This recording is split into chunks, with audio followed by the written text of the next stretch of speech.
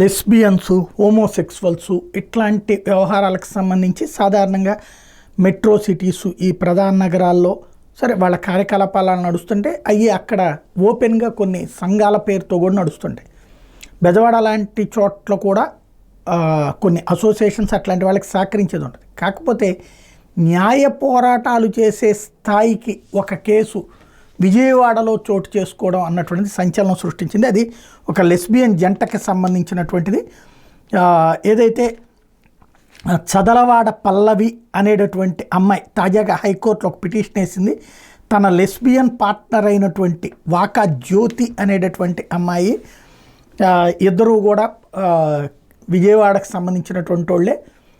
ఈ ఇద్దరు చాలా కాలం నుంచి ప్రేమించుకున్నారట. ఒకళ్ళు అబ్బాయి వెర్షన్, ఇంకొకళ్ళు అమ్మాయి వెర్షన్. సాధారణంగా లెస్బియన్స్లో అదొక పద్ధతిగా ఉంటుంది. తన పార్ట్నర్ని తన ఆ అమ్మాయి కుటుంబ సభ్యులు, ఈ అమ్మాయి ఆ అమ్మాయి కుటుంబ సభ్యులు ఇంట్లో నిర్బంధించారు, మమ్మల్ని ఉండనీయట్లేదు, సహజీవనం చేస్తున్నాం మేము, మమ్మల్ని ఉండనీయట్లేదు అంటూ హైకోర్టును ఆశ్రయించారు.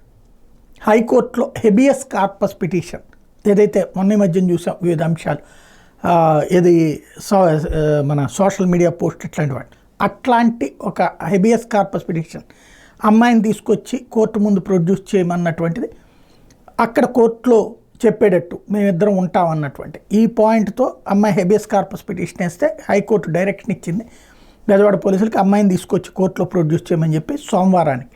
తద్వారా ఒక లెస్బియన్ కేసు తొలిసారి బెజవాడలో కోర్టు దాకా వెళ్ళి, హైకోర్టు దాకా వెళ్ళి హెబియస్ కార్పస్ ఇష్యూ దాకా వెళ్ళినటువంటి అంశం మొట్టమొదటిసారి చోటు చేసుకుంది.